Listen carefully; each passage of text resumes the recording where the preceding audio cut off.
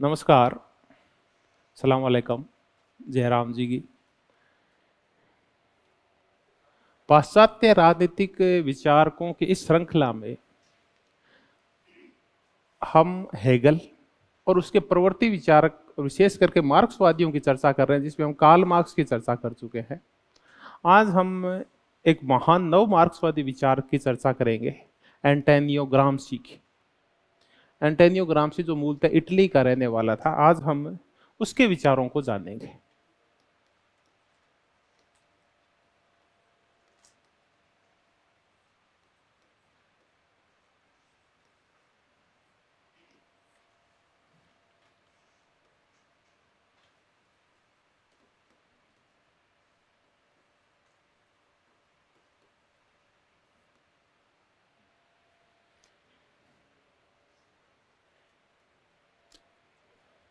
देखिए, हम सोचते हैं कि सरकारी नौकरी का कोई महत्व है, नहीं है, लेकिन इसका महत्व है।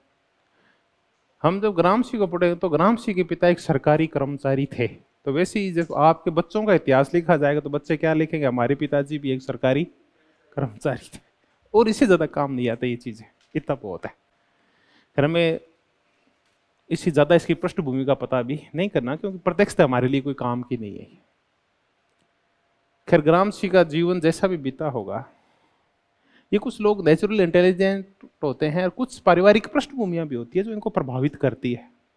ग्रामसी के ऊपर अपने भाई का बड़ा प्रभाव था, जो तत्कालिक समाजवादी गतिविधियों में बढ़ चढ़कर भाग लिया करता था। और यूरोप के लिए वो टाइम था भी ऐसा। कार्ल मार्क्स के जो विचार थे ना, वो बड़े हावी हो रखे थे यूरोपियन युवाओं के ऊपर। हमने रोमान दोरा के बारे में पढ़ा होगा कि रोमान दोरा ने ये कहा कि मार्क्स है, और जो मार्क्सवाद है वो ओपियम फॉर इंटेलेक्चुअल्स है, वो अफीम है बुद्धिमानों की।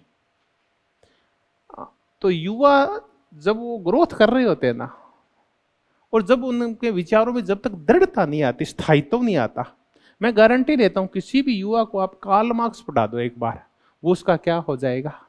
वो फैन हो जाएगा। फैन क्या हो जाएगा? कुल्लर ऐसी सब हो जाएगा उसका। तो इत कैप्चर कर लेता है ये मस्तिष्क को, और ऐसा ही कैप्चर कर लिया था इसके भाई को, और उसी के बाद कैप्चर कौन हो गया था? ग्रामसी हो गया था।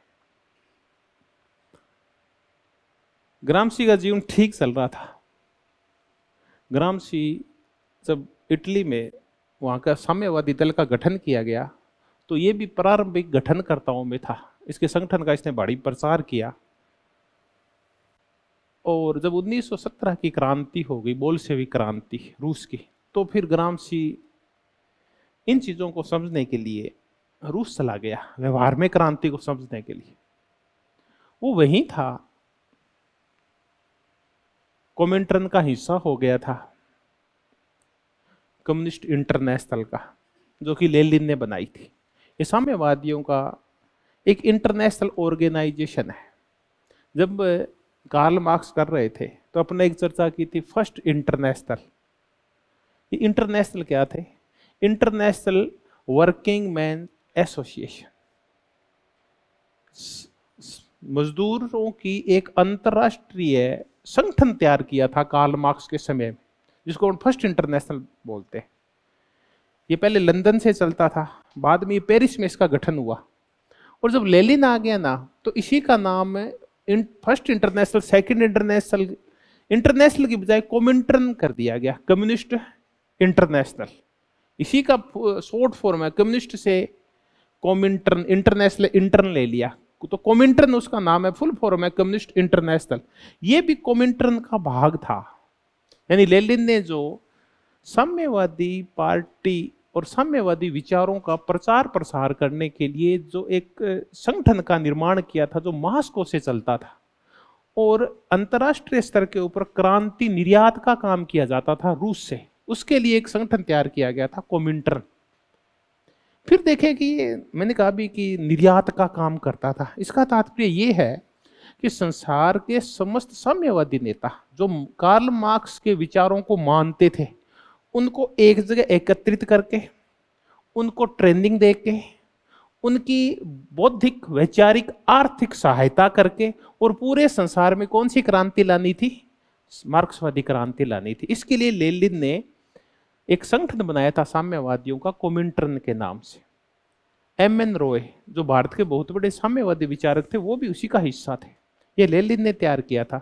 तो ग्रामसी भी उसी का पार्ट था कोमिंटर्न का। कोमिंटर्न के परिप्रेक्ष्य में इनकी मीटिंग वीटिंग होती रहती थी साम्यवादी नेताओं की। तो ये संसार के समस्त नेता मास्को जाता रहते थे। ये एक बार मास्को गया हुआ था कि पीछे से एक पेरिस मार्च हुआ, रोम मार्च मुसोलिनी का। और मुसोलिनी ने रोम की सत्ता पे, इटली की सत्ता पे कब्जा कर लिया। हुआ कुछ नहीं था।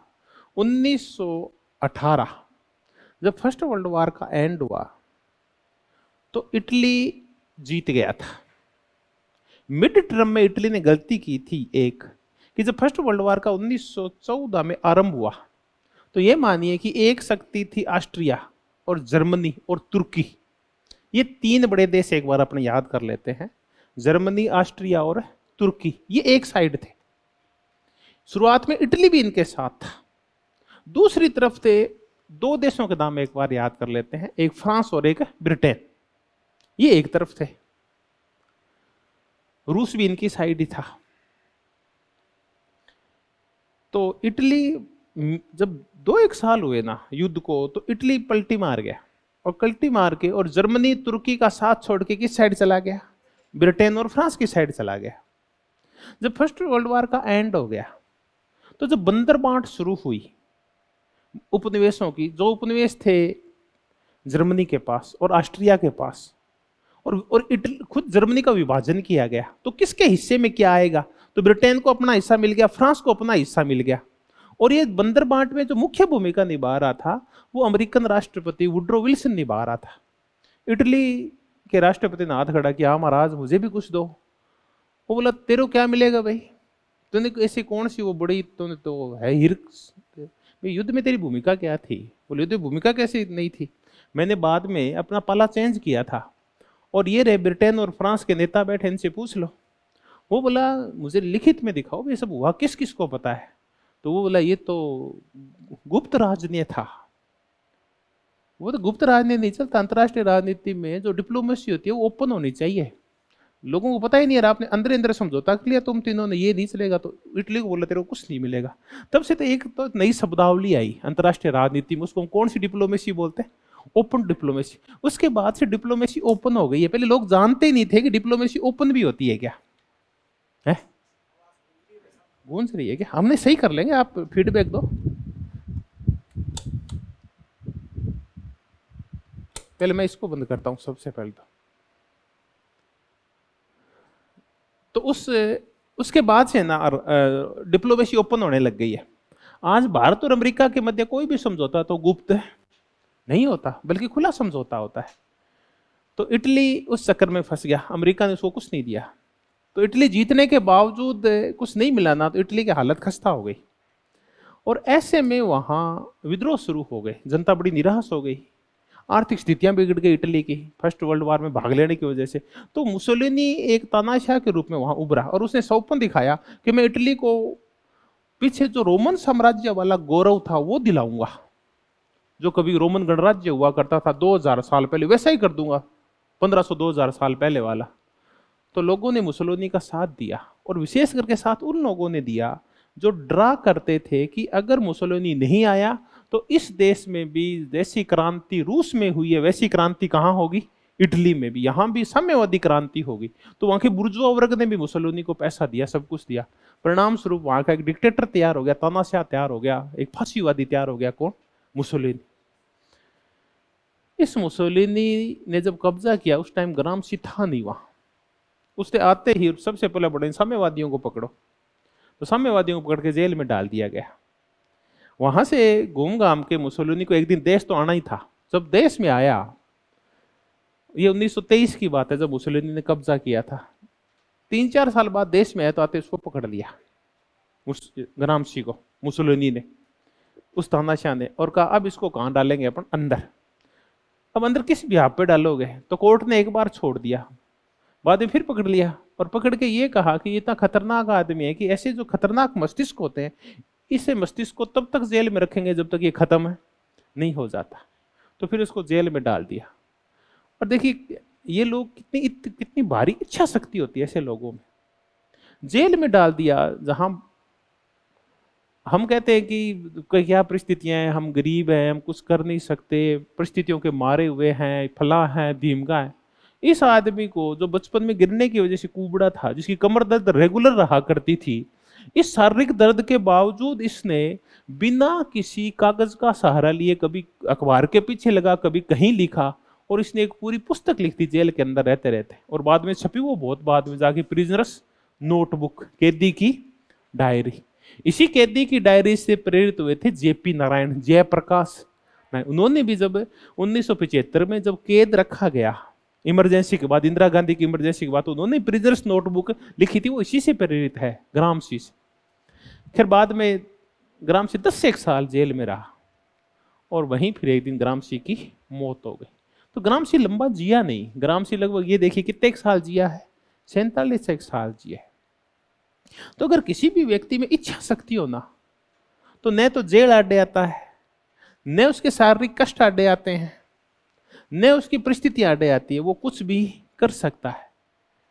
एक व्यक्ति जो 47 से 1 साल में, मेरी उम्र है लगभग 45 से 1 साल, उस उम्र में वो विश्व प्रसिद्ध हो गया था, और आज हम उसको इतने साल बाद आज भी पढ़ रहे हैं कि इसको एंटोनियो ग्रामसी को। तो हम जो चाहे ना वो कर तो सकते हैं। ग्रामसी इसका बहुत बड़ा प्रतीक है। अब इस ग्रामसी के बारे में देखें, ये कौन है ग्रामसी की। अब ये तो हमने जीवनी पढ़ ली, जीवनी इतना पता है कि, इतना याद रखें, कहाँ का था ये, इटली का था। मुसलिन ने जेल भेजा था और वही इसकी क्या हो गई थी, डेथ हो गई थी, और वहां की साम्यवादी पार्टी का सदस्य था। और जब तक मुसोलिनी नहीं आया था तब तक वहां संसदीय शासन था इटली में, और वहां की संसद का ये क्या था, सदस्य था, एमपी था, ये वहां की साम्यवादी पार्टी से जीता हुआ मेंबर ऑफ पार्लियामेंट था ये ग्रामसी। हम कहते हैं छोटी छोटी चीजें करेंगे कि ये मानवतावादी था, और काय की चर्चा करता है, मानव की मुक्ति की चर्चा करता है। ये मानवतावादी धारा ये तब आई थी जब आधुनिक युग में रेनेस आया, आधुनिक युग आया, पुनर्जागरण हुआ। उसके बाद हर चीज के केंद्र में कौन आ गए, मानव आ गया। अब धर्म और राज्य और संस्थाओं की बजाय अब हम किसके कल्याण के लिए काम करेंगे, मानव के कल्याण के लिए। जब मानव हर चीज के केंद्र में आ गया तो उस धारा को हम कौन सी धारा बोलते हैं, मानवतावाद। उदारवाद और साम्यवाद दोनों धाराएं कैसी धाराएं हैं, मानवतावादी धारा है। उदारवाद रूढ़िवाद नहीं है। रूढ़िवाद के लिए मानव से पहले कौन है, परंपराएं, रूढ़ियां हैं, और वो संस्थाएं हैं जो परंपराओं को, रूढ़ियों को कायम रखती है। तो उनके लिए तो राज्य पहले है, उनके लिए समाज पहले है, उनके लिए धर्म पहले है, उनके लिए जातियां पहले है, व्यक्ति पहले नहीं है। वो व्यक्ति को इंटेलेक्चुअल नहीं मानते, व्यक्ति को विवेकशील नहीं मानते। उदारवाद के और साम्यवाद के लिए पहले कौन है, मानव है। तो ये मानवतावादी होते। तो स्वाभाविक है ये भी, और मार्क्सवादियों की तरह ये भी किसको सेंटर में, किसके कल्याण को केंद्र में रखता है, मानव कल्याण को, हर एक व्यक्ति के कल्याण को। इनके लिए राज्य और धर्म वगैरह महत्वपूर्ण नहीं होते। दूसरा हम कहते हैं कि ये हेगेलियन मार्क्सवादी था।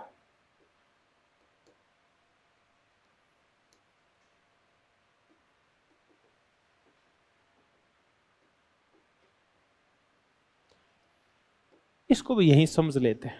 हेगेलियन मार्क्सवादी कौन होते हैं? पहले तो हमें दो विचार का हम अलग अलग करना सीख गए हैं। किस किस को, हेगल को और कार्ल मार्क्स को। हेगल वो था जो आइडिया को महत्वपूर्ण मानता था, और मार्क्स वो था जो मैटर को महत्वपूर्ण मानता था। ग्रामसी वो है जो किसको महत्वपूर्ण मानता है, दोनों को ही महत्वपूर्ण मानता है। ये कहता है कि संसार में सामाजिक और ऐतिहासिक परिवर्तनों के लिए जितने ज्यादा जरूरी विचार होते हैं, बुद्धि होती है, उतने ही ज्यादा जरूरी कौन से तत्व होते हैं, आर्थिक तत्व। अकेले आर्थिक तत्वों के आधार के ऊपर अकेला अर्थशास्त्र समझा के क्रांति नहीं की जा सकती। जब तक कि आप सांस्कृतिक रूप से, राजनीतिक रूप से, कानूनी रूप से लोगों को जागरूक नहीं करेंगे, क्रांति नहीं होगी। तो क्रांति के लिए सिर्फ मार्क्स का अर्थशास्त्र ही महत्वपूर्ण नहीं है, बल्कि इसके लिए क्या परिवर्तन करने पड़ते हैं, विचारों में परिवर्तन करने पड़ते हैं। केवल परिस्थितियां ही क्रांति नहीं करवाती, क्रांति के लिए आपके विचार भी बहुत महत्वपूर्ण होते हैं। अगर आपके पास विचार नहीं होंगे, मानसिक रूप से आप तैयार नहीं होंगे, तो आप क्रांति भी नहीं कर पाएंगे। तो जब हम हेगल के आइडिया को और मार्क्स के मैटर को मिला देते हैं, तो फिर एक नए प्रकार के विचारक तैयार होते हैं, जिनको हम कौन सा बोलते हैं? हेगेलियन मार्क्सवादी बोलते हैं। इन्होंने मार्क्स में किसको मिला दिया है? हेगल को। जबकि मार्क्स ये कहा करता था कि मैंने हेगल का दर्शन जो कैसे खड़ा था, उल्टा खड़ा था, उसको सीधा कर दिया है। मैंने जो पहले सर के बल शीर्षासन कर रहा था, मैंने उसको सीधा पैरों पे खड़ा कर दिया है। इन्होंने दोनों को वापस मिला दिया। इसको हेगेलियन मार्क्सवाद बोलते हैं। और इसी हेगेलियन मार्क्सवाद से प्रभावित एक पूरी धारा चलती है, जिसको हम क्या बोलते हैं? नव मार्क्सवाद बोलते हैं। तो ये एंटोनियो ग्राम्सी है, वो प्रारंभिक विचारकों में से है, जिन्होंने किसकी नींव रखी थी? नव मार्क्सवाद की। नव मार्क्सवाद की नींव रखने वाले दो विचारक महत्वपूर्ण हैं। एक विचारक है एंटोनियो ग्राम्सी, दूसरा विचारक हंगरी का था, जो वुडापेस्ट स्कूल का था। वुडापेस्ट हंगरी की क्या है? राजधानी है। उसको वुडापेस्ट स्कूल बोलते हैं। ये कौन था मैं नहीं बताऊंगा अब आप। इसने पुस्तक लिखी थी History of Class Consciousness, Georg Lukacs. मैं एक बार फिर बता दूं, इस नव मार्क्सवाद के प्रारंभकर्ता दो विचारक मुख्यतः माने जाते हैं। एक माने जाते हैं ग्राम्सी और दूसरे माने जाते हैं जार्ज ल्यूकोस। 1923 के या 22-23 के आसपास इनकी एक पुस्तक आई थी। 1923 में आई थी। 90 एक सन देखो, इधर उधर हो सकता है कभी, वो देख लेना आप। History of Class consciousness. Class consciousness होती है वर्ग चेतना का इतिहास। और इस पुस्तक में इन्होंने बहुत पहले वर्णन कर दिया था अलगाव का। और ये अलगाव हम कब पढ़ते हैं आप बताओ? जब हम नव मार्क्स और यंग मार्क्स को पढ़ते हैं तब पढ़ते हैं। तो अलगाव तो हम पेरिस पांडुलिपियों में पढ़ते हैं, जो पहली बार सामने कब आई थी? 1932 में। उससे 10 साल पहले जॉर्ज ल्यूकोस ने अलगाव और इन चीजों का वर्णन कर दिया था। तो ग्राम्सी और जॉर्ज ल्यूकोस, एक इस पहले जॉर्ज ल्यूकोस को कंप्लीट कर देते हैं। जॉर्ज ल्यूकोस हंगरी का रहने वाला था, नव मार्क्सवादी था। आधार के साथ साथ अधिसंरचनाओं को भी महत्वपूर्ण माना करता था। ये अलगाव जैसे विचार किया करता था, मानव की पूर्ण मुक्ति की चर्चा किया करता था। वो था जॉर्ज ल्यूकोस। जॉर्ज ल्यूकोस अप्रत्यक्ष रूप से जुड़ा हुआ था फ्रैंकफर्ट स्कूल से। मतलब इसका जब संबंध देखते हैं ना, इसके विचार देखते हैं, तो किससे साम्यता रखते हैं? फ्रैंकफर्ट स्कूल के जो आलोचनात्मक सिद्धांत है, क्रिटिकल थ्योरी है, उससे साम्यता रखते हैं इसके विचार। ठीक है, फ्रैंकफर्ट स्कूल समझ में आ गया। उसकी धारा कौन सी थी? क्रिटिकल थ्योरी थी, वो भी हमें पता है। उससे रिलेटेड था जॉर्ज ल्यूकोस। बाद में मैंने एक शब्द लिया था, बुडापेस्ट स्कूल। तो इससे पहले भी तो एक स्कूल था, कौन सा? Frankfurt school.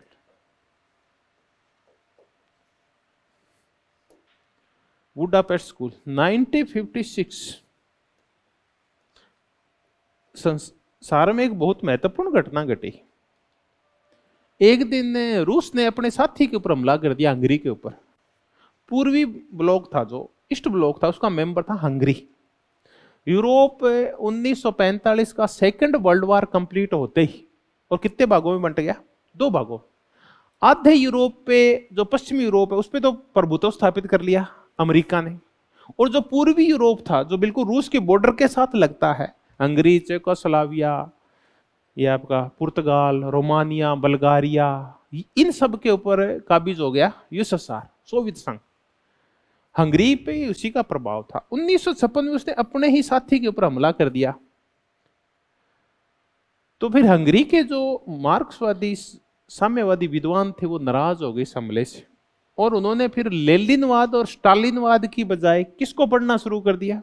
जॉर्ज ल्यूकोस को। उन्होंने नकार दिया लेनिन को, क्योंकि वो रशियन था। स्टालिन को नकार दिया और नए स्कूल की स्थापना की, किसकी? वुडापेस्ट। वुडापेस्ट दरअसल किसका स्कूल है?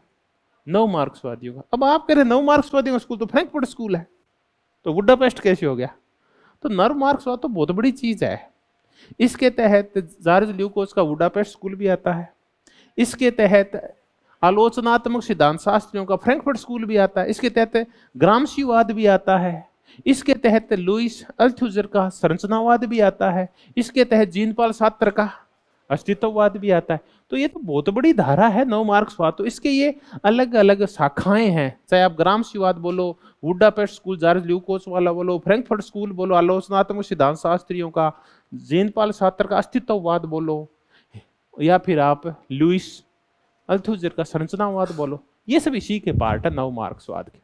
ये कई बार और चर्चाएं आ जाएगी, शुरुआत में चर्चा हुई थी, फिर चर्चा हुई, आज फिर चर्चाएं हो गई।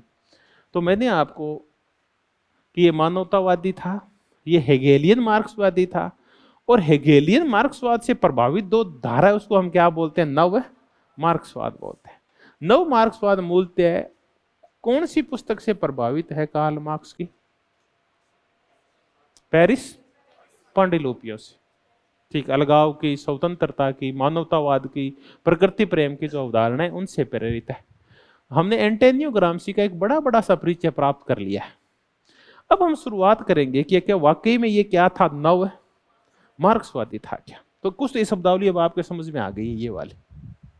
अब हम सारी चीजों को इसी ग्राम्शी के ऊपर केंद्रित रखेंगे। तो ग्राम्शी हेगेलियन मार्क्सवाद का बहुत बड़ा विद्वान था। ग्राम्शी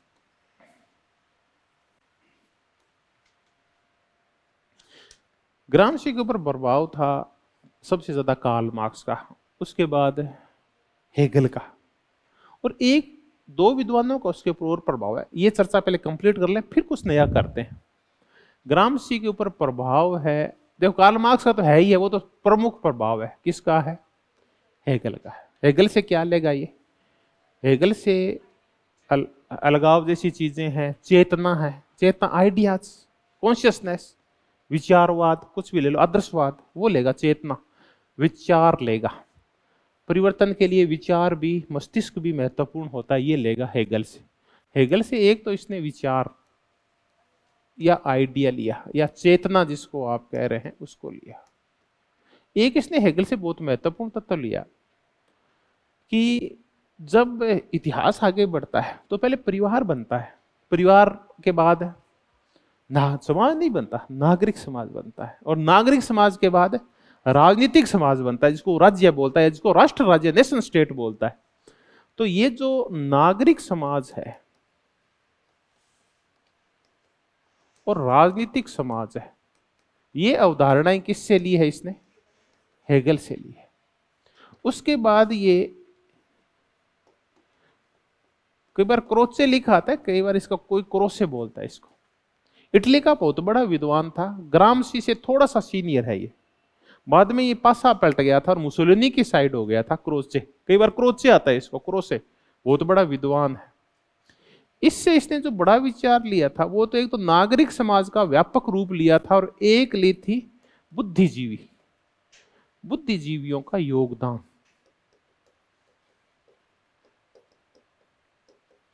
और दूसरा, नागरिक समाज का जो अर्थ लगाता है ग्राम्शी, वो दरअसल इसने किससे लिया है? क्रोचे से। देखिए, हालांकि ये शब्द वहां से आ गए, नागरिक समाज और राजनीतिक समाज, लेकिन इसका वास्तविक अर्थ है ना, वो किससे लिया गया है? क्रोचे से लिया गया है। तो एक कुछ नहीं आता, नागरिक समाज, राजनीतिक समाज की अवधारणाएं ग्राम्शी ने किसने ली है? हेगल से ली है, उससे प्रेरित है वो। दूसरा, जो बुद्धिजीवियों का योगदान होता है परिवर्तनों के अंदर, वो किससे लिया इसने? क्रोचे से लिया। और तीसरा, ये प्रभावित है मैकियावेली से। इसकी जो पुस्तक है मैकियावेली की प्रिंस, उसी से प्रेरित होके, और इसने एक पुस्तक लिखी थी मॉडर्न प्रिंस, कि इटली के जो घाव हो गए हैं, इटली जो प्रताड़ित है, इटली जो विखंडित है, उसका इलाज कौन करेगा? प्रिंस करेगा। कौन कह रहा है? मैकियावेली। वैसे ही जो 1917 के बाद जो इटली है, 18 के बाद जो इटली है, या ये कह दो आधुनिक इटली एकीकरण के बाद, उसका इलाज कौन करेगा? उसकी प्रोग्रेस कौन करेगा? उसके नए रास्ते पे उसको कौन लेके आएगा? वो होगा मॉडर्न प्रिंस। तो ये इसकी ना बहुत सारी शब्दावलियां हैं, वो किससे प्रेरित है? मैकियावली से प्रेरित है। तो मैकियावली से की प्रिंस से प्रेरित होके और इसने एक पुस्तक लिखी थी, कौन सी? Modern Prince. प्रिंस इटली का उत्थान करेगा, मैकियावली कह रहा है, और ग्रामशी कह रहा है कि मॉडर्न प्रिंस किसका उत्थान करेगा? आधुनिक इटली का, उसका उत्थान वो करेगा। बस ये है कि प्रिंस जहां एक आदमी है, वही मॉडर्न प्रिंस कौन है? एक राजनीतिक दल है, इटली का साम्यवादी दल, ये है मॉडर्न प्रिंस।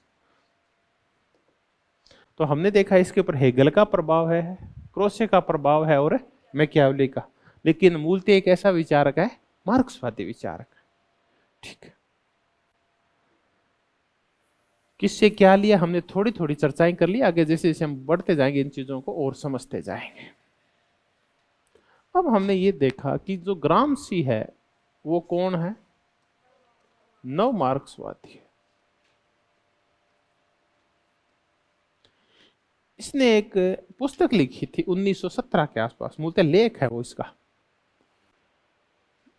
नाम है revolution against the Das Kapital, Das Kapital के खिलाफ क्रांति।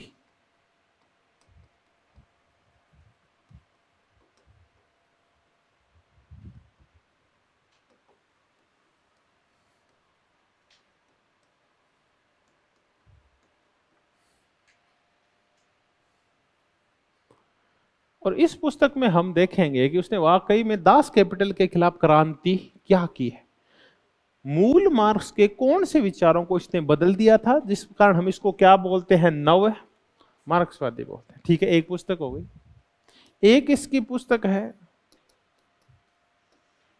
प्रिजनर्स नोटबुक, कैदी की डायरी।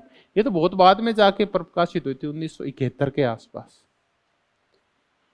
एक इसकी पुस्तक हम अभी कर ही चुके हैं, कौन सी? Modern Prince. ये तीन महत्वपूर्ण पुस्तकें इसकी, प्रिजनर्स नोटबुक, कैदी की diary, revolution against the Das Kapital और इसकी मॉडर्न प्रिंस। इन रचनाओं के इर्द गिर्द हम सारी चीजों को करें। अब हम समझना शुरू करते हैं। या तो पुस्तक पूछ लेंगे, मॉडर्न प्रिंस और मैकियावली का संबंध पूछ लेंगे, जेपी नारायण की कैदी की डायरी, और कौन से कैदी की डायरी? ग्रामशी, कहीं भी कोई लिंक बैठ जाए, या रिवॉल्यूशन अगेंस्ट दास कैपिटल। हम यही करते हैं, रिवॉल्यूशन अगेंस्ट दास कैपिटल। पहले इसी की चर्चा की शुरुआत करते हैं।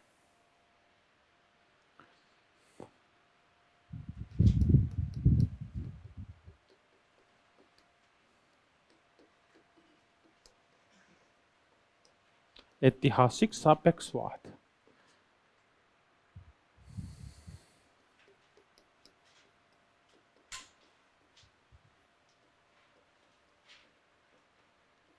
ऐतिहासिक द्वंद्ववाद, सॉरी माफी चाहूंगा,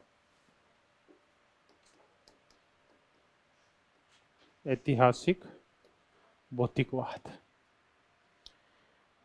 थ्योरी ऑफ हिस्टोरिकल मटेरियलिज्म एक पुस्तक है बाकुनिन की।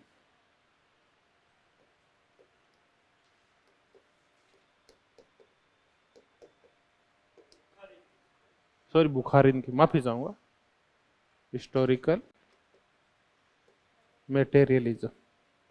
बुखारिन और स्टालिन ये दोनों एक मत हो गए थे लेनिन की मौत के बाद, और उन्होंने किसको भगा दिया था? ट्रॉट्स्की को। तो बुखारिन भी एक बड़ा नेता था, मूल मार्क्सवादी था, रूस का।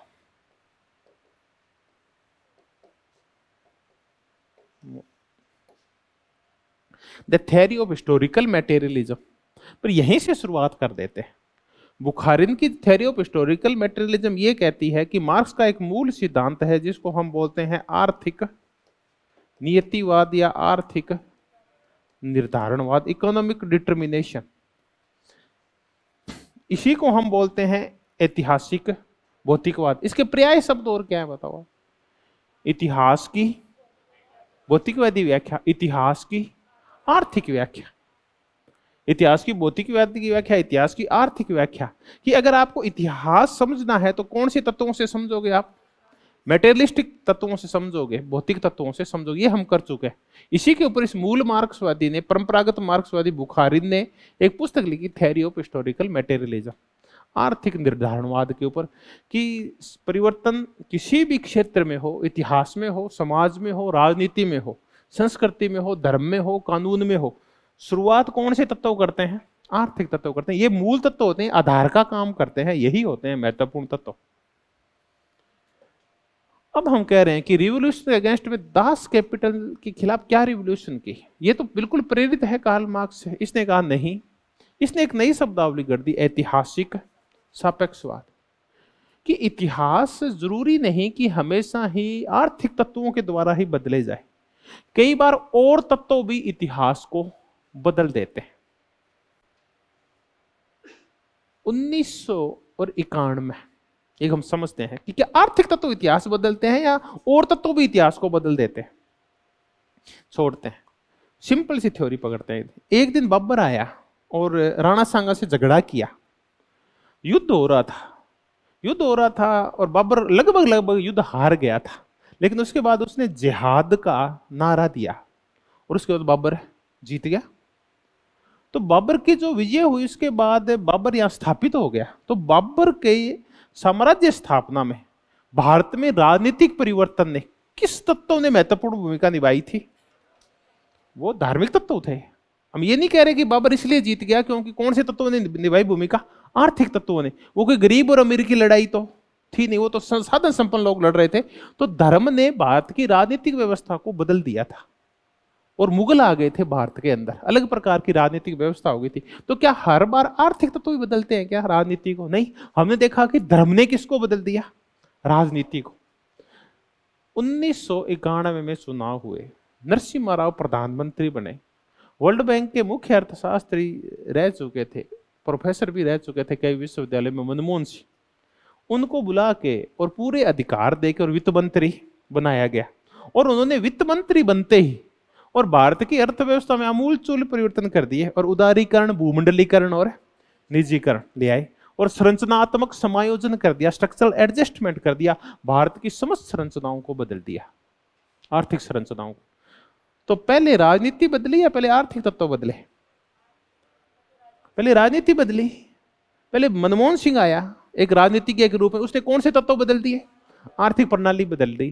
तो जरूरी नहीं कि हर चीज को कौन बदले? आर्थिक तत्व। कई बार आर्थिक तत्वों की बजाय राजनीतिक तत्व भी महत्वपूर्ण होते हैं और धार्मिक तत्व भी महत्वपूर्ण होते हैं। तो इसी को हम क्या बोलते हैं? ऐतिहासिक सापेक्ष। कि इतिहास निरपेक्ष नहीं होता कि आप सिर्फ कौन से तत्व को महत्वपूर्ण मान लें, आर्थिक तत्व को ही, बल्कि इतिहास तो सापेक्ष होता है, ये किसी भी चीज से बदला जा सकता है। इतिहास में, समाज में गति के लिए धर्म भी महत्वपूर्ण हो सकता है, जाति भी महत्वपूर्ण हो सकती है। जर्मनी में हिटलर जैसे लोग नस्ल को भी महत्वपूर्ण बना सकते हैं। अमेरिका जैसे लोगों देशों में रंग भी महत्वपूर्ण हो सकता है, कहीं संस्कृति भी महत्वपूर्ण हो सकती है, कहीं कोई कानून भी महत्वपूर्ण हो सकता है, राजनीति भी बदल सकती है समाज को, इतिहास को। तो कोई भी तत्व है वो महत्वपूर्ण हो सकता है। मैंने पंगा तो ले लिया, चलो। इसको हम क्या बोलते हैं? ऐतिहासिक सापेक्षवाद। अब बताओ कि हम ग्रामशी को नव मार्क्सवादी क्यों बोले? क्योंकि उसने आर्थिक तत्वों के अलावा अन्य तत्वों को की महत्व को स्वीकार किया है कि वो भी महत्वपूर्ण होते हैं, अकेले आर्थिक तत्व नहीं होते। आर्थिक तत्व होते तो है लेकिन और तत्व भी महत्वपूर्ण होते हैं। अब सिंपल सी थ्योरी, अब आपको बड़े बड़े मुद्दे समझ में आ गए। तो इसने ऐतिहासिक सापेक्षवाद का विचार दिया और ये पुस्तक भी हमारे समझ में आ चुकी है कि अब दास कैपिटल के खिलाफ क्या हो गई है? रिवॉल्यूशन हो गई है, बदलाव होगा। इसमें क्या क्या बदलाव होगा हम देखते जाएंगे। पहला बड़ा बदलाव है कि आधार के साथ साथ क्या महत्वपूर्ण है? अधिसंरचनाएं भी महत्वपूर्ण है। इसीलिए हम ग्रामशी को कौन सा विचारक बोलते हैं? सुपरस्ट्रक्चर्स का विचारक बोलते हैं, अधिसंरचनाओं का विचारक बोलते हैं। इसने आधार की बजाय जो व्यापक वर्णन किया है अपनी पुस्तकों में, वो किसका किया है? अधिसंरचनाओं का। तो ये काय का रचनाकार है? अधिसंरचनाओं का, नंबर एक। दूसरा, कार्ल मार्क्स है वो अधिसंरचनाओं को डिपेंडेंट मानता है, जबकि ग्रामसी कहता है कि अधिसंरचनाएं डिपेंडेंट हो भी सकती है और डिपेंडेंट नहीं, वो भी महत्वपूर्ण हो सकती है। ठीक, एक मजेदार अंतर हम देखें, अधिसंरचनाओं का वर्गीकरण।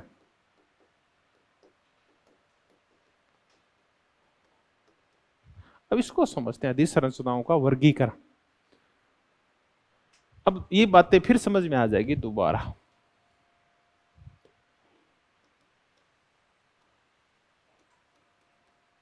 वो बोला हम बुर्जुआ समाज का वर्णन करते हैं और वहीं से चलते हैं जहां से कार्ल मार्क्स ने मुद्दे का आरंभ किया था। वो कहते हैं बुर्जुआ समाज का वर्णन करते हैं। बुर्जुआ समाज में दो चीजें होती है, जिसको कार्ल मार्क्स कहता है समाज दो चीजों के उससे बना होता है। एक होता है बेस, आधार, और दूसरी होती है अधिसंरचनाएं, सुपरस्ट्रक्चर्स। आधार में अब मैं नहीं बताऊंगा क्या होता है, उत्पादन प्रणाली, फोर्स ऑफ प्रोडक्शन होता है। वो कितनी चीजों से मिलकर बनती है? दो चीजों से। किन किन से? उत्पादन के यंत्र और उत्पादन के संबंध, जिनको उत्पादन की शक्तियां बोलते हैं यंत्रों को तो, और उत्पादन के संबंध जिनसे समाज बनता है। तो ये तो आधार में तो हो गया उत्पादन प्रणाली, फोर्स ऑफ प्रोडक्शन। अधिसंरचनाओं में आपको सब पता है, राज्य है, सरकार है, कानून है, परिवार है, धर्म है, शिक्षा है, जितनी भी आपको याद आ जाए, संस्कृति है, कला है, ये सब क्या है? हाँ, आपके मूल्य है, विश्वास है, विचारधारा है, आपके एटीट्यूड्स है, ये सब काय में आते हैं? अधिसंरचनाओं में आते हैं। आधार और अधिसंरचनाओं में समाज बनता होता है। कार्ल मार्क्स सभी अधिसंरचनाओं को एक मानता है, जबकि ग्रामसी क्या करता है? अधिसंरचनाओं को कितने भागों में बांट देता है? दो भागों। एक अधिसंरचनाएं हैं जो कौन से समाज का काम करती है? नागरिक समाज की, सिविल सोसाइटी की सुपरस्ट्रक्चर, और दूसरे राजनीतिक समाज की सुपरस्ट्रक्चर्स। दोनों को अलग अलग भागों में बांट देता है। ये जो राज्य, सरकार, कानून, पुलिस, मिलिट्री, ये तो सब है राजनीतिक समाज, और बाकी जो बच गया वो कौन सा समाज है? नागरिक समाज। वो कहते हैं अधिसंरचनाएं दो प्रकार की होती है, एक तो सिविल सोसाइटी वाली अधिसंरचनाएं और दूसरा राजनीतिक। तो स्ट्रक्चर्स दो प्रकार के हैं, सिविल सोसाइटी और पॉलिटिकल सोसाइटी वाले। इनको अलग अलग बांट देता है, जबकि इन सबको कार्ल मार्क्स क्या मानता है? एक मानता है। यहां तक हम समझ गए। और देखें क्या कर दिया इसने। ये कहता है कि जो क्रांति होगी, कार्ल मार्क्स कहता है, वो कहां होगी? तो कार्ल मार्क्स कहता है कि क्रांतियों की जो शुरुआत होगी या जहां क्रांति होगी उन देशों में पहले होगी जो कैसी सभ्यताएं हैं? विकसित औद्योगिक सभ्यताएं। यहां क्रांतियां पहले होगी, क्योंकि यहां बिल्कुल तैयारी हो चुकी है क्रांति की। समाज स्पष्टता दो भागों में बंट चुका है, शोषण अत्यंत तीव्र हो गया है। तो सबसे पहले जो विकसित औद्योगिक देश है वहां सबसे पहले क्रांति होगी, क्योंकि स्पष्ट वर्ग विभाजन हो गया है यहां। ठीक है, तो इसका तात्पर्य पहले क्रांति तो ब्रिटेन में होनी चाहिए थी। वो क्या, गुरुजी को गए गए बड़ा बड़ा लगभग 41 साल हो गए, ब्रिटेन में तो क्रांति नहीं हुई। गुरुजी की डेथ, कार्ल मार्क्स की डेथ के बाद 34 साल बाद क्रांति हुई। कौन से देश में? रूस। जो रूस तो था ही नहीं औद्योगिक देश, वो तो थोड़ा सा औद्योगिक था और ज्यादा कृषि प्रधान था। तो ये कहता है कि क्रांति कौन से देशों में भी हो सकती है? अर्ध औद्योगिक देशों में भी क्रांति हो सकती है, अर्ध औद्योगिक देशों में भी। और फिर ये कहता है देख लो हो गई ना, कहां हो गई, रूस में हो गई। तो कार्ल मार्क्स की फिर गड़बड़ कर दी इसने। कार्ल मार्क्स कह रहा है कि विकसित औद्योगिक देशों में क्रांति होगी, और ये कह रहा है कि अर्ध औद्योगिक देशों में भी क्या हो सकती है, क्रांति। और हमने ये तक देखा कि माओ ने तो पूर्णतः औद्योगिक रूप से पिछड़े हुए एक कृषि प्रधान देश में भी क्या करवा दी थी, क्रांति करवा दी थी। ठीक है। कार्ल मार्क्स कहता है कि ये जो किसान होते हैं ना, ये क्रांति में सहायक नहीं होते कभी भी। क्रांति करते हैं हमेशा ही मजदूर, क्योंकि वो उनमें क्लास कॉन्शियसनेस बहुत ज्यादा होती है। किसान तो खुद लुटेरे होते हैं। ये कहते मैंने फ्रांस में देखा है, फ्रांस में किसान जब क्रांतियां हो रही थी, उस टाइम इनका फसलों के ऊपर नियंत्रण था, इनके पास फसलें थी। तो जैसे समाज में बलवा होता है ना, ये अपनी फसलों को रोक लेते हैं क्रांतियां होते ही, और फिर चीजों के क्या बढ़ते हैं, भाव बढ़ते हैं, क्योंकि चीज मंदी है, बाजार में चीजों कम हो जाती है, पूर्ति होती नहीं है। पूर्ति नहीं होती तो ऐसे फसलों को रोक कर चीजों के क्या बढ़ा देते हैं, ये भाव बढ़ा देते हैं। तो ये तो खुद लुटेरे वर्ग है किसान। तो क्रांति कौन करेगा, क्रांति करेंगे मजदूर।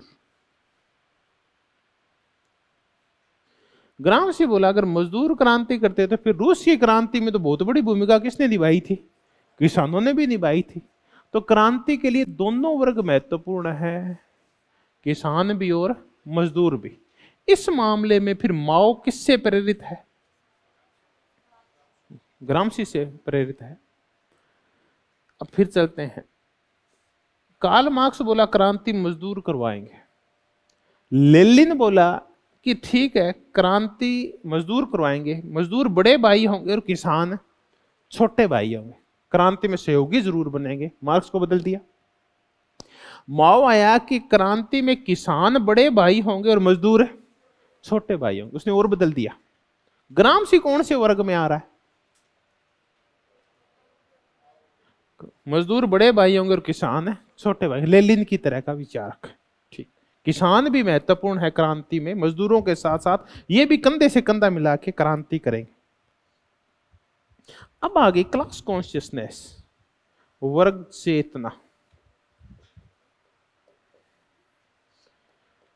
वर्ग चेतना तो ठीक है, किसी भी वर्ग में ये चेतना आ जाना कि उसकी उत्पादन प्रणाली में स्थिति क्या है, ये वर्ग चेतना है।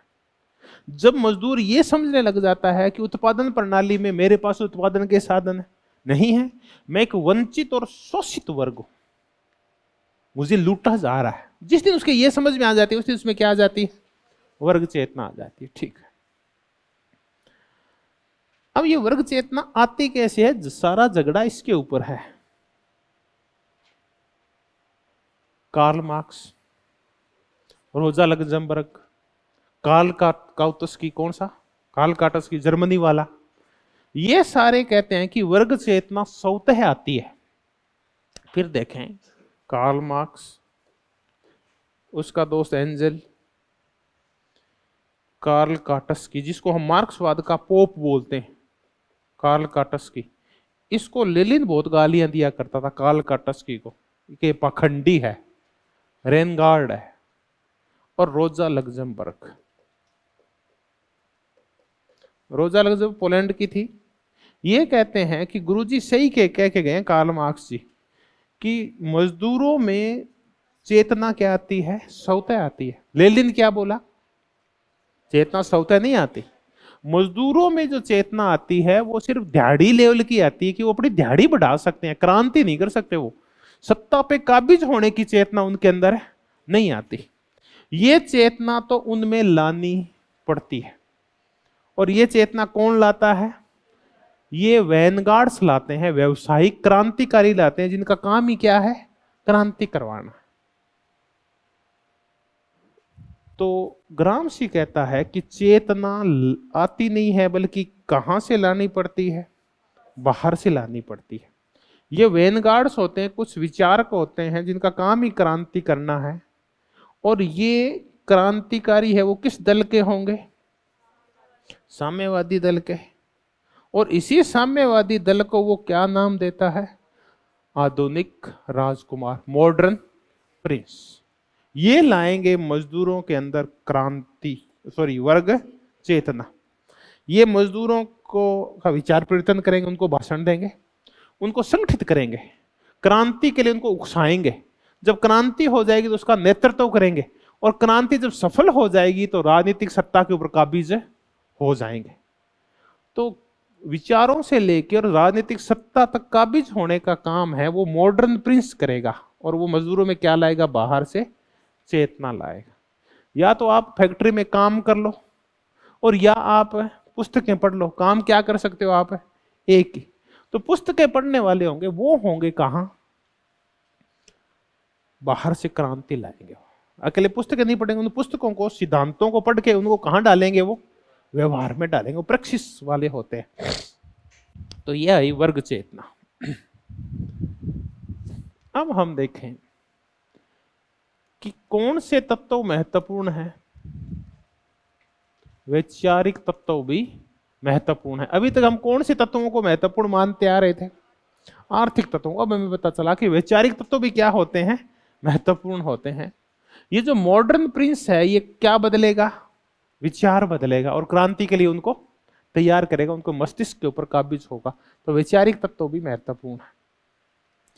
अब अंतिम मुद्दा बचा है, फिर इनको सबको दोहरा लेंगे कि और क्या परिवर्तन कर दिया इसने, ताकि हम इसको ये कहें कि ये नव मार्क्सवादी और क्या क्या परिवर्तन कर दिए इसने। तो एक अंतिम और करते हैं कि राज्य सापेक्ष रूप से क्या है? स्वायत्त है। इसकी और चर्चा कर लेते हैं, फिर आगे चर्चा नहीं करेंगे, इसको चर्चा को यही समेट देंगे, फिर मुद्दों को इनको फिर ले आएंगे अपन।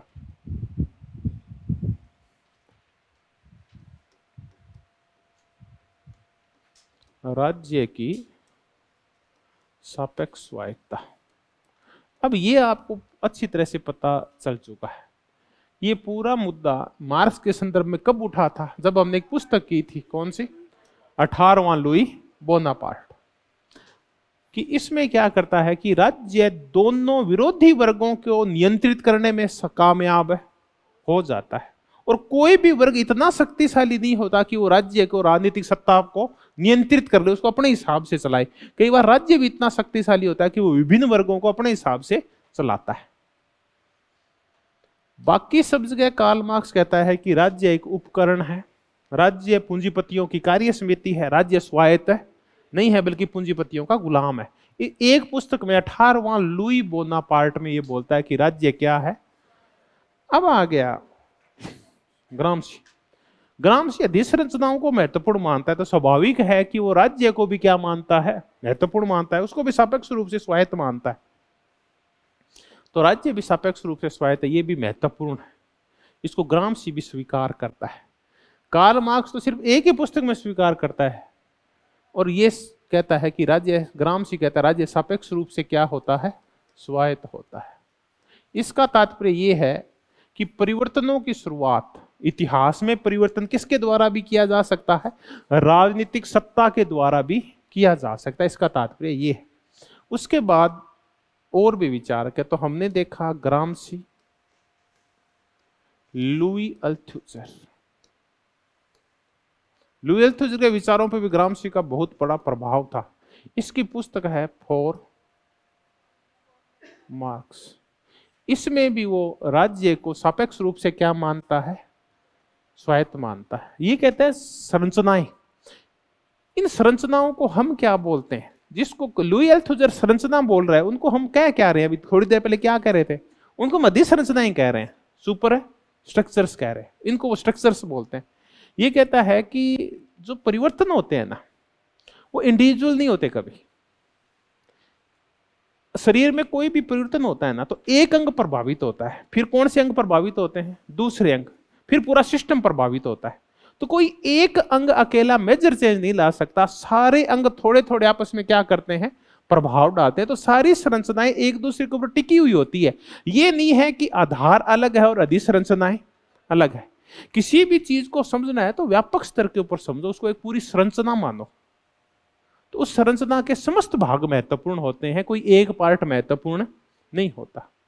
जब वाक्य की संरचना करनी होती है तो वाक्य की संरचना कैसे बनती है? इंग्लिश में आपने रटा था कि पहले सब्जेक्ट आता है, फिर हेल्पिंग वर्ब आती है, फिर वर्ब आता है, फिर ऑब्जेक्ट आता है। तो क्या उसमें वर्ब महत्वपूर्ण होती है अकेली, या अकेला सब्जेक्ट महत्वपूर्ण होता है? पूरे की पूरी चीजें महत्वपूर्ण होती है, एक पूरी मिलके एक पूरे वाक्य की संरचना का निर्माण करती है। तो सारी संरचनाएं महत्वपूर्ण होती है। कौन कह रहा है? लुई अल्थुसर। और ऐसा ही एक और विचारक है, मैंने कहा था इस ये भी बाद में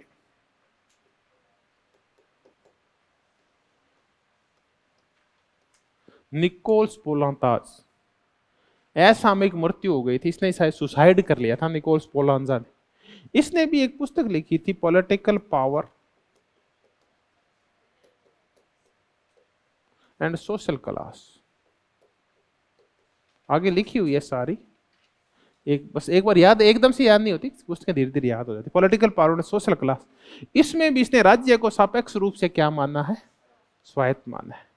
निकोल्स पोलांजा भी बहुत ज्यादा प्रभावित है किससे? ग्रामसी से। जब मुद्दे की हम अंत करेंगे ना ग्रामसी का, तो हम एक नव ग्रामसीवाद भी पढ़ेंगे। अभी तो हम सिर्फ क्या पढ़ रहे हैं? नव मार्क्सवाद पढ़ रहे हैं। एक दिन हम किसको पढ़ेंगे? आज भी अगर टाइम हुआ तो हम नवग्रामसी को भी पढ़ेंगे। नवग्रामसी क्या है, उसमें निकोल्स पोलांजा को फिर पढ़ लेंगे। एक बार इतना याद रखो, लुई अल्थुसर और निकोल्स पोलांजा दोनों फ्रांस के थे। ये ऐसा में मौत मरा ही था, पागल हो गया था, और इसने भी आत्महत्या कर ली थी। इसकी पुस्तक है 4 मार्क्स। लुई अल्थुसर को कहां पढ़ा था आपने? याद करो थोड़ा सा। संरचना में तो पढ़ा था आपको, और कहां पढ़ा था? जब वो कहता है कि मार्क्स 1 नहीं है बल्कि मार्क्स 2 है। एपिस्टेमोलॉजिकल ब्रेक किया था इसका, ज्ञान मीमांसीय अंतराल 4 मार्क्स के अंदर। और एक निकोल्स पोलांजा और हो गया। ठीक, राज्य सापेक्ष रूप से स्वायत्त है। अब हम कह सकते हैं कि ग्रामसी ने मार्क्स की मूल अवधारणाओं में क्या कर दिया था? बहुत बड़ा चेंजेस कर दिए थे। पहला चेंज कर दिया कि आधार के साथ साथ कौन महत्वपूर्ण है? अधिसंरचनाएं भी महत्वपूर्ण है। अधिसंरचनाएं एक नहीं होती बल्कि 2 प्रकार की होती है। कौन कौन सी? अधिसंरचनाओं के 2 प्रकार। अगर परिवर्तन करना है तो सिर्फ आर्थिक तत्व ही महत्वपूर्ण नहीं होते बल्कि अन्य तत्व भी महत्वपूर्ण होते हैं। विचारों की भी बहुत बड़ी भूमिका होती है। ठीक है, किसान ही मजदूर ही महत्वपूर्ण नहीं होते बल्कि कौन महत्वपूर्ण होते हैं? किसान भी महत्वपूर्ण है। राज्य कोई पूंजीपतियों की कार्य समिति मात्र नहीं है, गुलाम ही नहीं है, अस्वायत्त नहीं बल्कि राज्य स्वायत्त भी है। ये किसने ये हो गया कि राज्य स्वायत्त है। ठीक है, और देखें चेतना कहां से आती है? अब मैंने कहा चेतना कहां से आती है, तब सारे दिमाग लगा रहे हैं। जैसे मैं अभी आज आगे पूछ लेता ना आपसे कि अच्छा चलो बताओ कल हम कहाँ थे। गुरुजी यही शुरुआत करते हैं, तो कोई शिक्षक आता है ना तो बच्चों से पूछता है बताओ कल हम कहाँ थे, तो एक सरो खड़े हो गुरुजी मारो तो ठाक होने थान में ठेके पर देखा काल का। तो मैंने कहा ना चेतना कहाँ से आती है, तो सारे सोचेंगे कि भाई मालवीय नगर से आती है या फिर मानसरोवर से आती है या यूनिवर्सिटी से आती है। कहाँ से आती है? चेतना बाहर से आती है, इतना याद रखो। तो बाकी कहीं से आती हो चाहे अपने मतलब नहीं है ना। और देखो कोई एक आधा अंतर। हाँ, विचारधारा महत्वपूर्ण है या नहीं है, दो एक और चर्चा कर लेते हैं। विचारधारा, विचारधारा क्यों करें, फिर एक और मुद्दे कर ले, राजनीतिक दल। अच्छा ये बताओ राजनीतिक दल महत्वपूर्ण है या नहीं है? क्यों? चैतन्य लाएगा कौन वरना? लेनिन कहता था राजनीतिक दल की जरूरत नहीं है। राजनीतिक दल तो पूंजीवादी खड़ा करते हैं अपने शोषण को स्थायी और शिथिल रखने के लिए, राजनीति सत्ता पे काबिज होने के लिए, लोगों का शोषण करने के लिए राजनीतिक दल है। ये भी एक उपकरण है शोषण करने का। तो मार्क्स इनका विरोध करता है। लेनिन कहता है राजनीतिक दल जरूरी होते हैं लेकिन कितना होना चाहिए? एक होना चाहिए। ग्रामसी भी कहता है कि राजनीतिक दल जरूरी होते हैं, ये वैनगार्ड्स होते हैं। वैनगार्ड होते हैं हरावल दस्ता जो आगे आगे चलते हैं, वैनगार्ड ऑफ रिवोल्यूशन, क्रांति का हरावल दस्ता राजनीतिक दल तो होंगे। विचारधारा, आइडियोलॉजी क्या मिथ्या चेतना है क्या? कार्ल मार्क्स कहते हैं मिथ्या चेतना, एंजल्स बोले मिथ्या चेतना है, ग्रामशी और लेनिन कहते हैं मिथ्या चेतना नहीं है, हम तो ग्रामशी पे है ना, मिथ्या चेतना नहीं है। विचारधारा अत्यंत आवश्यक है ताकि मजदूरों के मस्तिष्क को सेट रखा जा सके, वरना मजदूरों में कोई और आएगा और वो दूसरी विचारधारा घुसा देगा।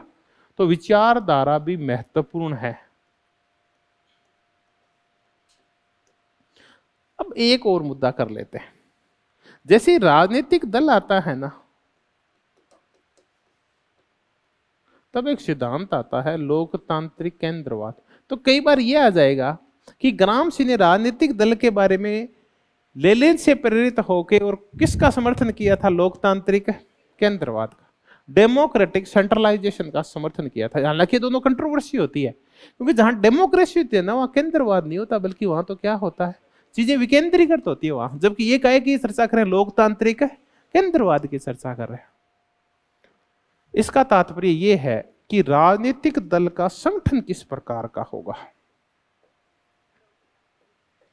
वो लोकतांत्रिक केंद्रवाद के सिद्धांत के ऊपर आधारित होगा, थ्योरी ऑफ डेमोक्रेटिक सेंट्रलाइजेशन। इसमें क्या होगा कि जब चुनाव होंगे ना, मुख्य नेतृत्व का चुनाव होगा, तो वो तो लोकतांत्रिक आधार के ऊपर होगा, नेता चुना जाएगा, वो लोकतांत्रिक आधार पर चुना जाएगा। लेकिन एक बार जब नेता का चयन हो गया, उसके बाद नीचे की इकाइयों का एक ही दायित्व बन जाता है कि अपने नेता के आदेशों का आंख मूंद कर पालन करें। तो देखिए, चुनाव जो होते हैं, इलेक्शन जो होते हैं, चयन जो होता है, तो मैं एक शब्द लिखता हूं नेतृत्व चयन, और एक लिखता हूं सत्ता का रूपांतरण या आदेशों का बहना। या आदेश कैसे? नेतृत्व चयन, इन दोनों में से एक शब्द चुनना है आपको। किस आधार पे होगा नेतृत्व चयन? लोकतांत्रिक आधार पे होगा। पार्टी के लोग मिलके किसको बनाएंगे? नेता को बनाए। अब आ गया कि सत्ता का रूपांतरण, आदेश कैसे बहेंगे इसमें? नीचे से ऊपर या ऊपर से नीचे? ऊपर से कहां तक आएंगे? अप टू कहां आएंगे? डाउन आएंगे। जो नेता कह देगा वही आदेश सबके सब इकाइयों के लिए क्या होंगे? मान्य होंगे। तो इसी को सिद्धांत को हम कौन सा सिद्धांत बोलते हैं? लोकतांत्रिक केंद्रवाद का सिद्धांत बोलते हैं कि नेतृत्व तो आप चयन कर लो, लेकिन एक बार नेता बन गया तो उसी के आदेश मानने पड़ेंगे। निर्णय प्रक्रिया में नीचे की इकाइयों की बाद में कोई भागीदारी नहीं होगी। डिसीजन है वो ऊपर के लेवल पे लिए जाएंगे। तो एक हो गया नेतृत्व और एक हो गया निर्णयन। डिसीजन मेकिंग कैसे होगा? तो हमने देखा ये केंद्रवाद पे आधारित होगा, जो निर्णयन होगा वो। अब हमने एक मुद्दा कंप्लीट कर लिया कि ग्रामशी ने बहुत सारी मौलिक प्रस्तावनाएं थी मार्क्सवाद की, उनमें क्या कर दिया था? चेंज कर दिया था। अब क्वेश्चन ये आ सकता है कि क्या चेंज किया और क्या चेंज नहीं किया। आर्थिक तत्वों का ग्रामशी की नजर में कोई महत्व नहीं होता। ये बात सही है? गलत है? गलत है। महत्व होता है, लेकिन सापेक्ष महत्व होता है, निरपेक्ष महत्व नहीं होता। एक तरफा महत्व नहीं होता, यही महत्वपूर्ण। ठीक।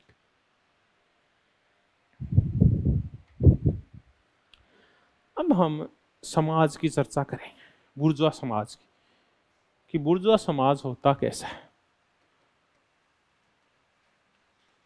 इसका संगठन किस प्रकार का होता है।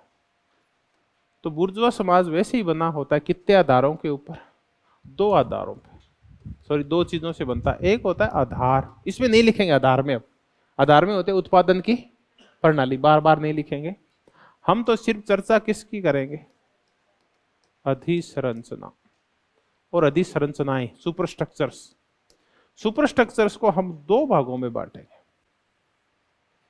एक होती है नागरिक समाज और दूसरा राजनीतिक, पॉलिटिकल सोसाइटी, राजनीतिक समाज। आधार के ज्यादा निकट कौन होता है? आधार के ज्यादा निकट नागरिक समाज होता है, राजनीतिक समाज होता है? नागरिक समाज आधार के ज्यादा निकट होता है। तो सबसे महत्वपूर्ण चीज होती है आधार। उसके बाद महत्वपूर्ण तत्व होता है नागरिक समाज। कौन से समाज में? बुर्जुआ में। अगर आप समाज को कृषि प्रदान कर दोगे तो बदल जाएगा। कृषि प्रदान करते या सामंती समाज लाते ही या आधार हो जाएगा या नागरिक समाज हो जाएगा, सॉरी राजनीतिक समाज। नागरिक समाज कहां चला जाएगा? आगे चला जाएगा। ये हम सिर्फ कौन से समाज की चर्चा कर रहे हैं? बुर्जुआ समाज की। विकसित, एक सेकंड, विकसित औद्योगिक देशों की चर्चा कर रहे हैं। हाँ, अब बताओ आप। अभी चलेगा ना, अभी समाज में नागरिक समाज में क्या डिफरेंस होता है। समाज जो बनता है वो ग्राम मार्क्स के अकॉर्डिंग दो चीजों से मिलकर बनता है, आधार और अधिसंरचना है। मैंने आपको बताया था, एक दिन मैंने गोला बनाया था समाज का। उस समाज में मैंने राजनीतिक, आर्थिक, शैक्षणिक, धार्मिक, ये सब मिलते हैं तो एक समाज बनता है। तो समाज को हमने दो भागों में बांट लिया, एक आधार था और बाकी सारी की सारी क्या थी? अधिसंरचनाएं थी। बस ग्रामशी ने क्या किया कि अधिसंरचनाओं को, बुर्जुआ समाज की अधिसंरचनाओं को कितने भागों में बांट दिया? दो भागों में, नागरिक समाज और राजनीतिक समाज। क्वेश्चन तैयार है, किससे लिया है ये? हेगल से। ठीक है, नागरिक समाज।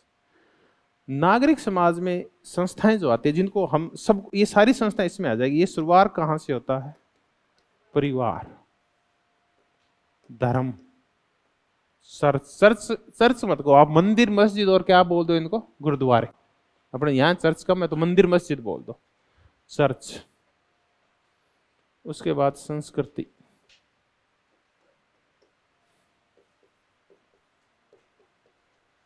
विचारधारा, शिक्षा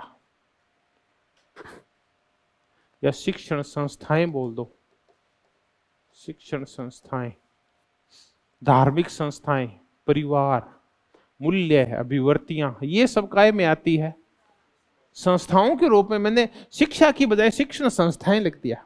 तो जितने भी विद्यालय है, विश्वविद्यालय, महाविद्यालय, सब कौन सी आ गई? शिक्षण संस्थाएं आ गई।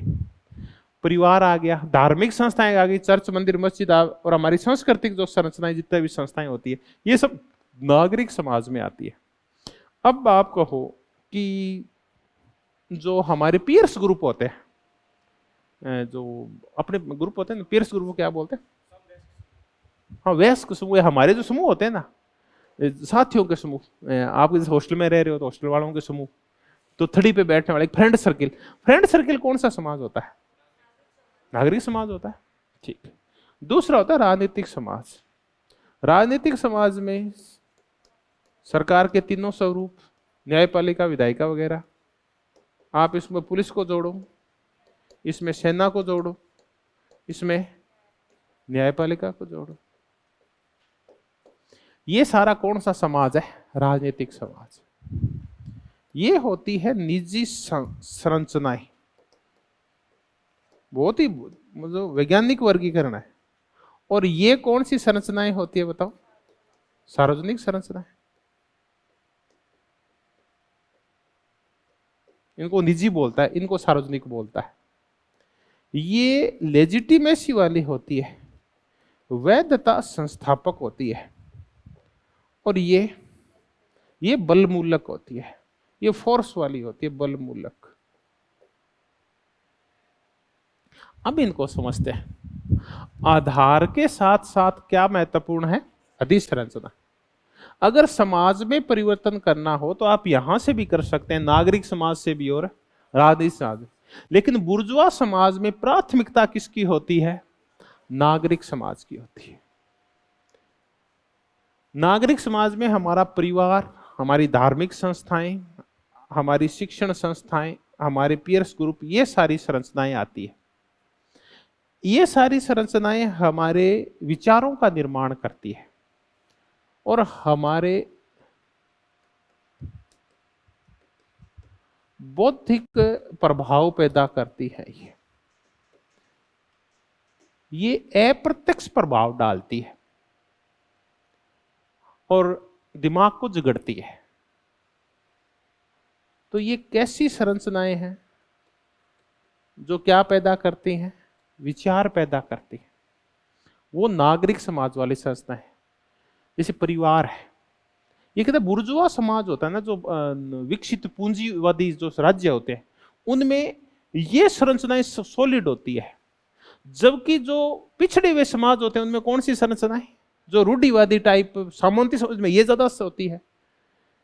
ये जो अमीर देश होते हैं, विकसित देश होते हैं, वहां नागरिक समाज की संरचनाएं बहुत सुदृढ़ होती है।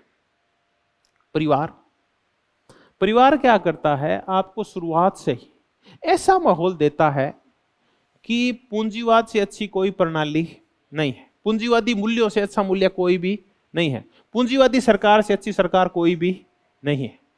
तो ये परिवार है जो बचपन से ही आपको सिखाना शुरू करता है कि पूंजीवादी मूल्य ही सबसे अच्छे मूल्य है।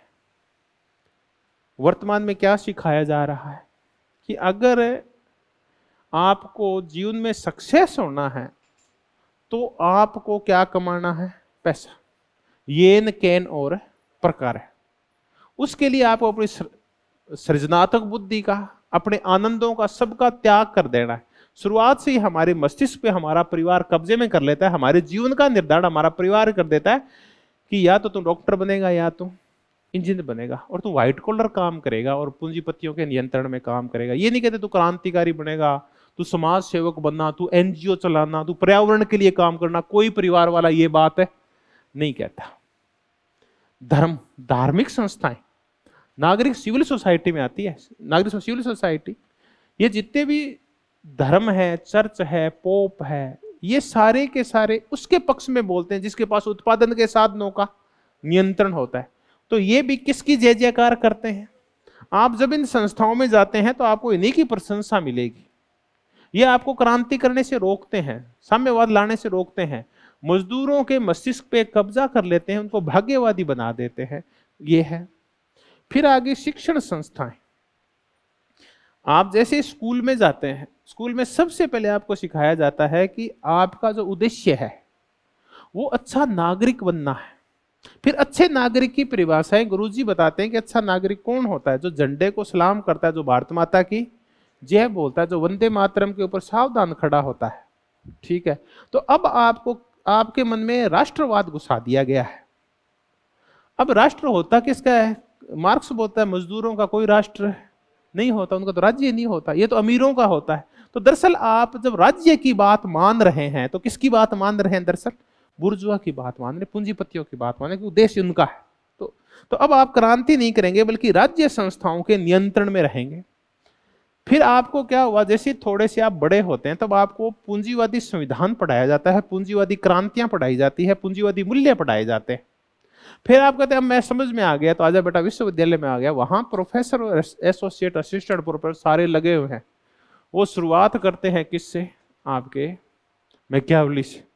उसके जस्ट बाद वो धर्म सुधार आंदोलन पे करते करते और वो आ जाते हैं आपको पढ़ाने के लिए लोक, और लोक के बाद वो आपको पढ़ाते हैं जेएस मिल। जेएस मिल के उससे पहले पढ़ाते हैं वो आपको उसका गुरु बेंथम। और ऐसे करके आपको वो सारे विचारक पढ़ाए जाते हैं जो किसका समर्थन करते हैं?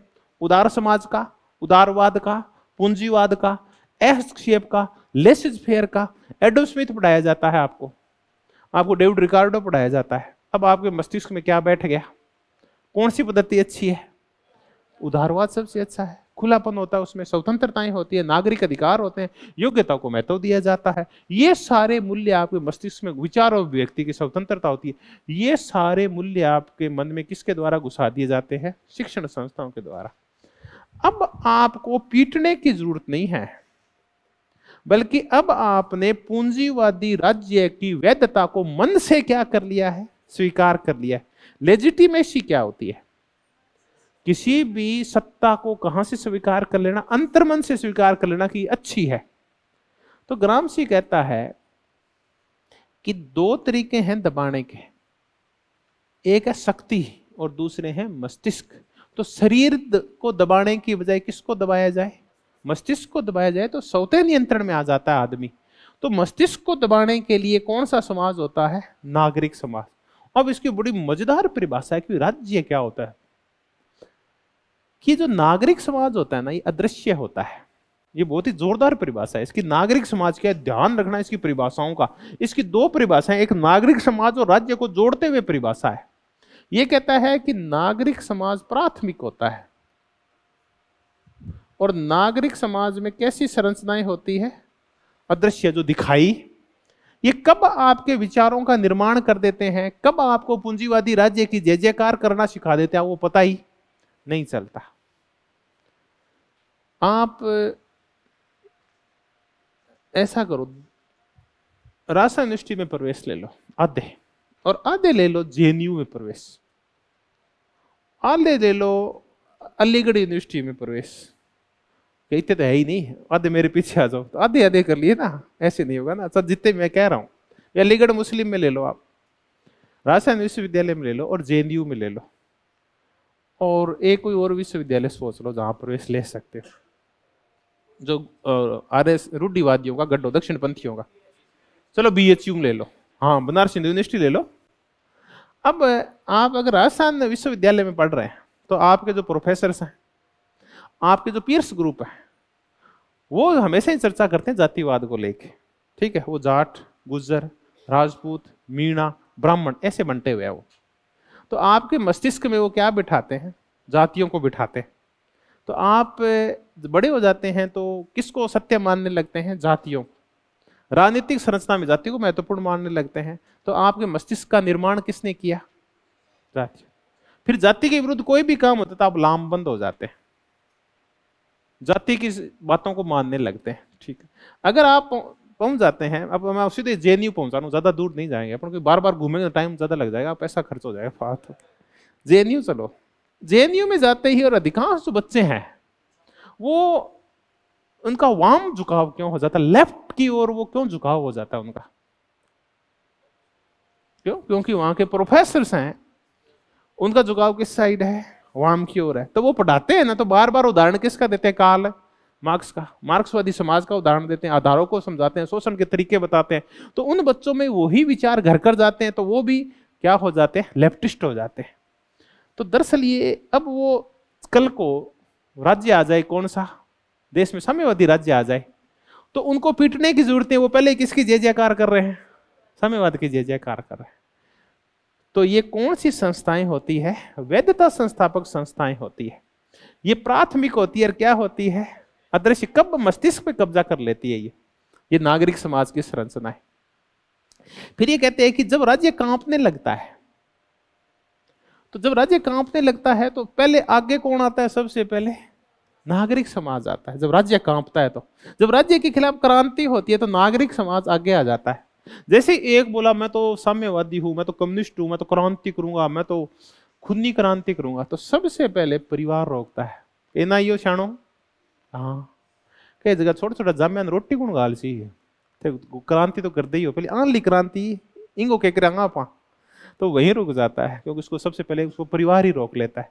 परिवार उसको ऐसे रूढ़िवादी मूल्यों में फंसा देता है कि वो क्रांति करता ही नहीं। थोड़ी बहुत अगर क्रांति की भाव बसते हैं तो कौन कब्जा कर लेता है? धार्मिक संस्थाएं, चर्च। ये तो पाप है, खून बहाना। ईसा मसीह कह के गए हैं कि अगर पूंजीवादी एक थप्पड़ मारे तो मजदूर कितने गाल आगे करेगा? दूसरा गाल और आगे कर देगा। तो वो कह ठीक है, अपना तो खाने के लिए है, गाल थप्पड़ खाने के लिए, क्रांति नहीं करेंगे। फिर भी है तो को किसके द्वारा दबा लिया जाता है? शिक्षण। जब वो पढ़ा था तो शिक्षण संस्थाओं ने उसको दबा लिया था। तो अब वो बिना कुछ किए ही वैधता दे देता है। तो जब राज्य कांपने लगता है तो सबसे पहले आगे कौन आता है? नागरिक समाज आता है। तो वो कहता है कि ये जो नागरिक समाज है, ये है किले व बांधों की मजबूत प्रणाली।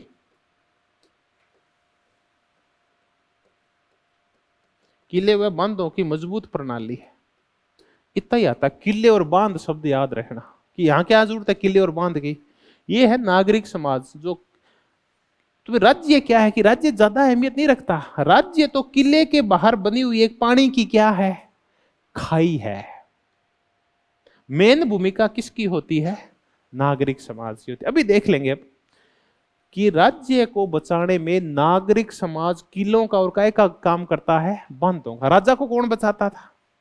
यही जगह जगह पानी आ गया, या हम कहते हैं ना, या फिर क्या बना दिए जाते थे राज्य को बचाने के लिए? किले। इन किलों का काम नागरिक समाज करता है। वो आपके मस्तिष्क पे काबिज होकर आपको क्रांति के लायक ही नहीं छोड़ता। राज्य सेफ खड़ा रहता है। तो राज्य किलों और बांधों के पीछे सेफ खड़ा रहता है, उसका कोई कुछ नहीं बिगाड़ सकता। कौन से राज्य का? बुर्जुआ समाज। तो जब आप सही बताओ, ब्रिटेन में क्रांति क्यों नहीं हुई? नागरिक समाज इतना हावी था कि वहां के मजदूरों के बुद्धि नहीं आई कि हमें क्या करनी है, क्रांति करनी है। थोड़ी बहुत बुद्धि आई भी थी तो हुआ क्या कि उन्होंने भारत जैसे देशों को लूटा, और लूट के और उस पैसे को किस में बांट दिया? उन मजदूरों में बांट दिया। वो संतुष्ट हो गए, वो उस लेवल तक ही नहीं पहुंचे। तो वो कौन सा समाज था जिसने ब्रिटेन में, जर्मनी में, इटली में, स्पेन में, पुर्तगाल में, स्वीडन, डेनमार्क, नॉर्वे ऐसे विकसित देशों में क्रांति नहीं होती? वो कौन सा समाज था? नागरिक समाज था। किसी को पीटा क्या? नहीं पीटा। अब आगे कौन सी संरचनाएं? राजनीतिक समाज। जब ये समाज फैल हो जाता है, जब मस्तिष्क पे नियंत्रण नहीं रख पाते, उसके बावजूद जब क्रांतियां हो जाती है, तब फिर कौन उतरता है? तब राज्य उतरता है। और राज्य फिर पुलिस और किसको लेके आता है? फिर लठ लेके आता है। तो गुरुजी बताओ पहले कैसे समझाते हैं? आप कैसे समझाते हो पहले बच्चों को? पहले उनके मस्तिष्क पे कब्जा करते हो, प्रेम से समझाते हो कि बेटा ये सामाजिक परंपराओं के खिलाफ है, तेरा बाप बहुत ही समझदार है, तू अच्छे घर का है, अच्छे घर के बच्चों को ये काम शोभा नहीं देते, तू जो मेरे चौक मार रहा है, या जो तू मेरी कुर्सी का एक वो टांग तोड़ दी उससे मैं गिर गया था, ये अच्छा नहीं है। तो बच्चा या तो उसे समझ जाएगा, उसको दुहाई दी जाएगी धर्म की, समाज की, माँ की, बाप की, शिक्षा की, भविष्य की। नहीं समझा तो फिर गुरुजी क्या लेके उतरते हैं? फिर लठ लेके उतरते हैं। तो लठ बाद में आता है बुजुर्गा समाज में। फिर पुलिस, सेना और न्यायपालिका आते हैं। ये कैसी संरचनाएं हैं? और ये काय का प्रयोग करती है? बल का। फिर बल के द्वारा उनको दबाया जाता है। अब जो पूंजीवादी समाज होते हैं उनमें नागरिक समाज सशक्त होता है, और जो सामंती समाज होते हैं, रूढ़िवादी पुराने समाज होते हैं, कृषि प्रधान समाज, वहां कौन पहले आता है? वहां तो हमेशा क्या लेके खड़े रहते हैं? लठ लेके खड़े रहते हैं वो। तो पिछड़े समाजों के अंदर ये समाज महत्वपूर्ण होता है, वहां लोगों को डरा कर रखा जाता है। अफगानिस्तान में क्या है? नागरिक समाज है, राजनीतिक समाज हावी है। ये हावी है, पुलिस और सेना, न्यायपालिका और राज्य, ये सारे हावी हैं। और नागरिक समाज कौन से दर्जे पे आ गया है? दोयम दर्जे के ऊपर आ गया है। वहां नागरिकों को दबाने के लिए, औरतों को दबाने के लिए वो लठ का, फांसी का, इनका प्रयोग करते हैं। और पूंजीवादी राज्य कौन सा का प्रयोग करते हैं? नागरिक समाज। तो हमने देखा कि बुर्जुआ समाज दो भागों में बंटा है, नागरिक समाज और राजनीतिक समाज। ये अप्रत्यक्ष संरचनाएं होती है, अप्रत्यक्ष प्रभाव डालती है। ये कैसा प्रभाव डालती है? प्रत्यक्ष प्रभाव डालती है। ये बुद्धि पे प्रभाव डालती है, ये शरीर पे प्रभाव डालती है, ये वैधता स्थापित करती है। जब ये काम करती है तो पूंजीवादी मूल्यों को हृदयंगम करवा देती है, हृदय में बिठा देती है कि पूंजीवादी सबसे अच्छा समाज है। और जब ये नहीं संभलती तब कौन सी संरचनाएं आती है? राजनीतिक समाज आता है। राज्य क्या है? कि राज्य नागरिक समाज के जो कि किले और मिट्टी के बांधों की प्रणाली के पीछे खड़ी हुई पानी की क्या है? खाइयां, और कुछ भी नहीं है। तो राज्य की सुरक्षा मूलतः कौन करते हैं? क्रांतियों को कौन रोकता है? नागरिक समाज। अब हमने देखा कि अधिसंरचनाएं सारी एक नहीं होती, बल्कि दो प्रकार की होती है। एक होती है वैधता मूलक और एक होती है बल मूलक। एक होती है सार्वजनिक, एक होती है निजी। एक होती है सिविल सोसाइटी, एक होती है पॉलिटिकल सोसाइटी। ठीक है, सिविल सोसाइटी ये होती है, हमें देखा। अब एक बार क्या करते हैं,